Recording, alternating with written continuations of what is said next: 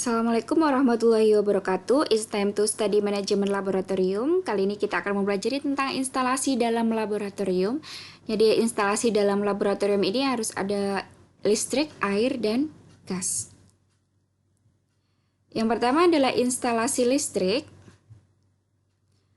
Kebutuhan instalasi listrik dalam laboratorium adalah dengan tujuan memberikan penerangan di semua ruangan laboratorium, yaitu di ruang praktikum, di ruang guru, dan ruang persiapan, dan ruang penyimpanan atau gudang.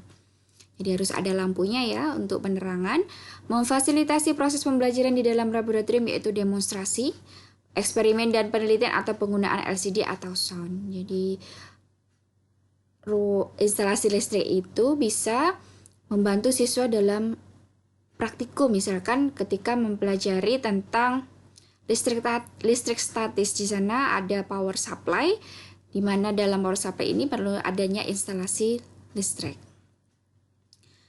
Memfasilitasi pekerjaan administrasi laboratorium, yaitu untuk pemasangan komputer. Jadi di laboratorium itu biasanya ada satu komputer di ruang laboran, di sana bisa dilakukan kegiatan administrasi alat-alat laboratorium. Komponen instalasi listrik laboratorium dapat terdiri dari jaring kabel, sikring, lampu, saklar, dan stop kontak dan stabilizer.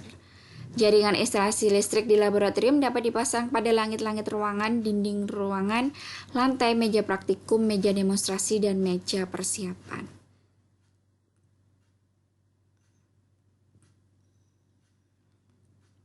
Selanjutnya adalah instalasi air.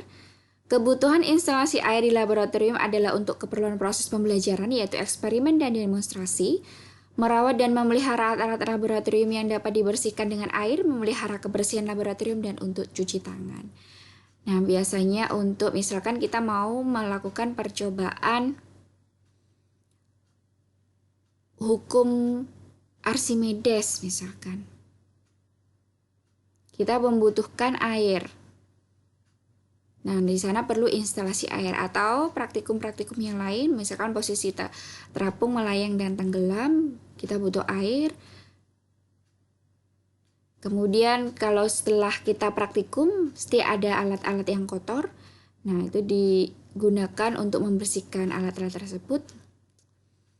Dan juga untuk memelihara kebersihan laboratorium, misalkan untuk membersihkan meja laboratorium yang kotor setelah dilakukan praktikum, dan juga untuk mencuci tangan setelah siswa melakukan praktikum.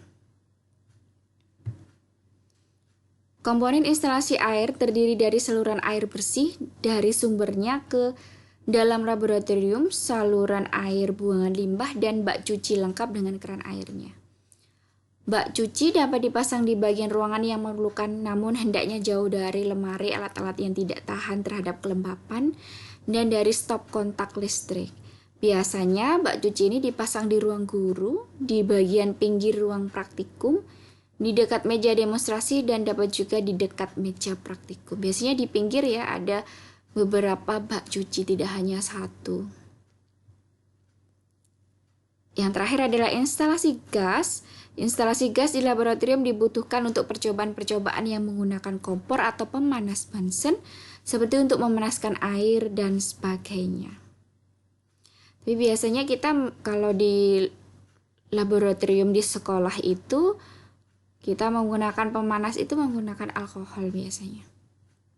Instalasi gas di laboratorium dapat dibuat dengan menggunakan tabung gas LPG dan penyaluran gas ke kompor atau pemanas melalui pipa instalasi gas yang dapat dipasang pada dinding atau lantai ke kompor. Ini biasanya jarang ya untuk di laboratorium di sekolah instalasi gas. Harus diingat bahwa kalau menggunakan gas LPG, maka gas itu lebih berat dari udara, sehingga lubang pembuangan kebocoran gas itu harus di bagian bawah dinding atau cukup rendah. Terima kasih. Demikian penjelasan dari instalasi listrik, air, dan gas. Wassalamualaikum warahmatullahi wabarakatuh.